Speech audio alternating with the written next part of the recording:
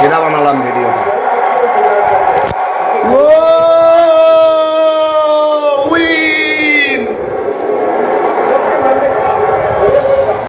নমস্কার বন্ধুরা, আমি নীল অধিকারী লোকু ইউটিউব পেজ থেকে চলে এলাম আজকে ফের অনেকদিন পর আপনাদের মাঝে ফের আরেকটি নতুন ভিডিও নিয়ে।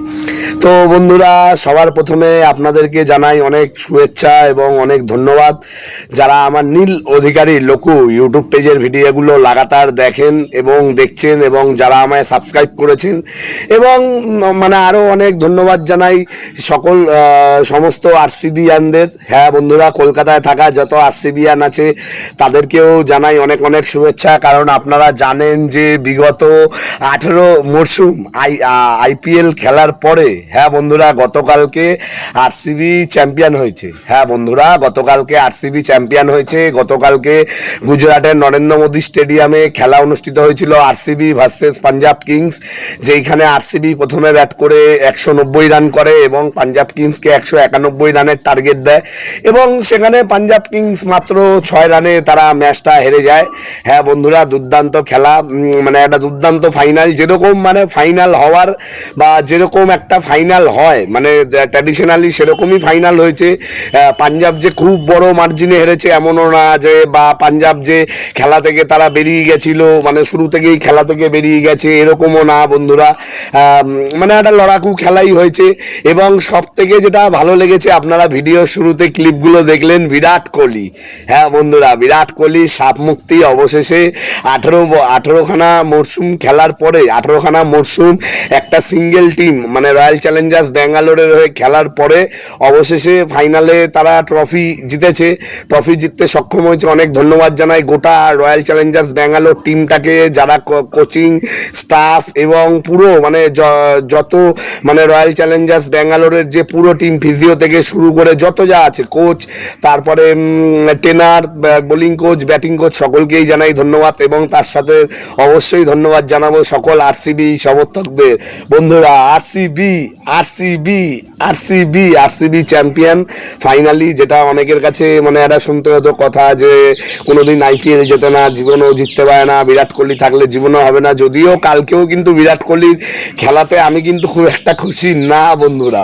হতে পারে এখন ম্যাচটা জিতে গেছে, আপনারা বলবেন 40+ স্কোর করেছে, ফাইনালে ম্যাচ জিতে গেছে, কিন্তু বিরাট কোহলি যদি একটু ফাস্ট খেলতো তাহলে খেলাটা 220-30 রান সহজেই হতে পারতো বলে আমার মনে হয় বন্ধুরা।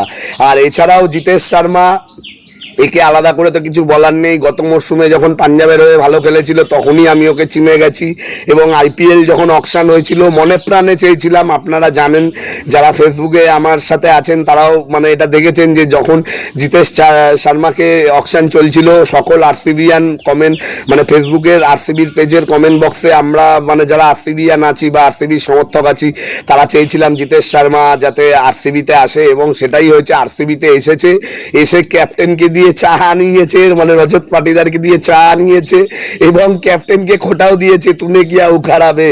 হ্যাঁ, মানে এরকম একটা যে ফানি মুভমেন্ট, মানে আরসিবির মতন টিম, মানে এটা শুধু টিম না, এটা একটা ফ্যামিলি। সেইটা জিতেশ শর্মা, রজত Patidar, Tim David, Livingstone, Virat Kohli. আর টিম ডেভিডের ব্যাপারে তো একটা কথা বলবো, মানে এই মরশুমে যতটা যা দেখলাম, টিম ডেভিড হচ্ছে বিরাট কোহলির বডিগার্ড। হ্যাঁ বন্ধুরা, মেসির যেমন বডিগার্ড হচ্ছে দি মারিয়া বা মেসির যেমন ডি পল, এরা যেমন মেসির বডিগার্ড, সেরকম বিরাট কোহলির বডিগার্ড হচ্ছে টিম ডেভিড। মানে কিংফিশারের অ্যাড অনুসারে বললাম বন্ধুরা, মানে অ্যাডটা যতটা সুন্দর হয়েছে। তো ফাইনালি সকল আরসিবির সমর্থক খুবই হ্যাপি, এবং সকলেই মানে একটা আলাদা আনন্দ, মানে একটা আলাদা উত্তেজনার মধ্যে ছিল যাতে ফাইনালে তারা জেতে, এবং তারা অবশেষে মানে জিতেছে। এছাড়াও একটা কথা বন্ধুরা, অনেক কলকাতার সমর্থক বা কেকেআর ফ্যান তারা বলছিল যে ফাইনালটা কলকাতায় কেন হলো না, ফাইনালটা কলকাতায় কেন হলো না, ফাইনালটা কলকাতায় করা উচিত ছিল। দেখলেন বন্ধুরা, ফাইনালটা কেন কলকাতায় করেনি? কালকে কলকাতার বৃষ্টিটা দেখলেন বন্ধুরা, কিন্তু গুজরাটে কিন্তু এক ফোঁটাও বৃষ্টি হয়নি। হ্যাঁ বন্ধুরা, এটা কিন্তু জয় শাহ, বিসিসিআই এবং ইন্ডিয়ান ক্রিকেট বোর্ড, এদের কিন্তু একটা বিশাল বড় জয়। মানে কলকাতায় থাকা কিছু সমর্থক বা কলকাতায় যারা কিছু ফ্যান, অবভিয়াসলি সবাই চায় নিজের শহরে ফাইনাল হোক, যেহেতু কলকাতা গত বছর মানে আইপিএল চ্যাম্পিয়ন হয়েছিল, তো সেই হিসাবে সবাই চাইবেই যে মানে মানে কলকাতায় যারা সমর্থক, যেটা কলকাতায় খেলাটা হওয়ার, সেই খেলাটা যাতে কলকাতাতেই হয়, কিন্তু ওরকম হয় বললে তো হলো না। আজকে খেলাটা যদি কলকাতায় হতো পুরো নষ্ট হতো, লাস্টের দিকে কোনো খেলাই হতো না। কালকে কলকাতায় যেরকম ঝড় বৃষ্টি হলো রাত্রেবেলা 11টার পর, যদিও এটা ঝড় বৃষ্টি না, এটা হচ্ছে আরসিবি বিরোধী সমর্থকদের কান্না বন্ধুরা, এটা কোনো ঝড় বৃষ্টি না, এটা হচ্ছে আরসিবির বিরোধী যারা আছে তাদের কান্না। তবে এই রকম যে বৃষ্টি, তারপরে ট্রফি দেওয়ার পরে যে এত সুন্দর প্রোগ্রামটা হলো রাত্রি 2টো অবধি, যারা পিওর আরসিবিয়ান তারা তো অবশ্যই পুরো প্রোগ্রামটা দেখেছে, আমি যেমন পুরো প্রোগ্রামটাই দেখেছি। প্লাস আমি TV9 কানাডারও আপনাদের একটা ক্লিপ দেখিয়েছি ভিডিও শুরুর মুখে, যে কর্ণাটকে কিরকম ভাবে সেলিব্রেশন হয়েছে, সেই ভিডিওগুলো রাত্রেবেলাতেই মানে চলে এসেছিল। তো সেই হিসাবে বলবো বন্ধুরা যে খেলাটা কলকাতায় হয়নি, ভালোই হয়েছে। BCCI আরেকবার প্রমাণ করলো যে তারা সঠিক, এবং ভারত সরকার এবং ভারতের স্পোর্টস অথরিটি যারা আছেন, যারা এইসব সিদ্ধান্ত নেন, তারা সঠিক। এছাড়াও জয় শাহকেও ধন্যবাদ জানাই। যদি ফাইনালটা না হতো বা গুজরাটে যদি বৃষ্টি বিঘ্নিত হতো, বৃষ্টির জন্য খেলাটা বিঘ্নিত বা কিছু যদি হতো, এরকম কিছু যদি হতো, তাহলে কিন্তু বন্ধুরা জয় শাহকে উদুম কিস্তি খেতে হতো কলকাতার অনেক সমর্থকদের থেকে। কারণ কলকাতারও অনেক বহুত বিরাট কোহলির সমর্থক আছে। কারণ দেখেন আরসিবি তো আমাদের কলকাতার হোম টিম না, তারপরেও কেন করে, কারণ গোটা ভারতের সব টিমই আমাদের হোম টিম, গোটা ইন্ডিয়ার যতগুলো টিম আছে সব কটা আমাদের হোম টিম। হতে পারে আমরা কলকাতায় থাকি, তাই কলকাতা যেই শহরে আমরা থাকি সেই শহরের কলকাতা নাইট রাইডার্স রিপ্রেজেন্ট করে, কিন্তু এর মানে তো আরসিবি আমাদের দেশের বাইরে না, রয়্যাল চ্যালেঞ্জার্স ব্যাঙ্গালোর আমাদের বাইরে না, বা চেন্নাইও আমাদের দেশের বাইরে না, দিল্লিও আমাদের দেশের বাইরে না, পাঞ্জাবও আমাদের দেশের, সবাই যে কোনো মানে আমরা ভারতীয়রা যে কোনো টিমকে সাপোর্ট করতে পারি, কারণ আমরা ইন্ডিয়ান, এটাই আমাদের গর্ব বন্ধুরা, যে আমরা বিভিন্ন স্টেট প্রভিন্স করে মাতামাতি বা ভাগাভাগি বা প্রাদেশিকতার বিষয় যেটা থাকে সেগুলো আমরা রাখি না। আর আমরা কলকাতার মানুষ তো একদমই রাখি না। কিন্তু এরপরেও যারা কলকাতার বহুত সমর্থকরা বলছিল ফাইনালটা কেন কলকাতায় হলো না, কলকাতার অধিকারের ফাইনাল কেন ব্যাঙ্গালোর নিয়ে গেল, গুজরাট নিয়ে গেল, হ্যাঁ কেন গুজরাটে খেলা হলো। আরে ভাই, গুজরাটের মাঠটা দেখ, গুজরাটের মাঠের 1 লাখ ক্যাপাসিটি। কালকে যারা লাস্ট অব্দি খেলা দেখেছে তারা কিন্তু পুরোটাই দেখেছে, যে খেলা শেষ হয়ে যাওয়ার পরেও পুরো মাঠ ভর্তি ছিল, মানে 1 লক্ষ সমর্থক, গোটা 1 লক্ষ সমর্থকই কিন্তু ভর্তি ছিল। তারা কিন্তু কেউ মাঠ ছেড়ে চলে যায়নি, হ্যাঁ যে খেলা হয়ে গেছে, রেজাল্ট হয়ে গেছে, আরসিবি জিতে গেছে, পাঞ্জাব হেরে গেছে, মাঠ ছেড়ে চলে যাও এরম চাইনি। এইটার কারণেই খেলাটা গুজরাটে দিয়েছে। আর আমি তো বলবো গুজরাটে নরেন্দ্র মোদী স্টেডিয়ামে দিয়েছে, ভালোই হয়েছে।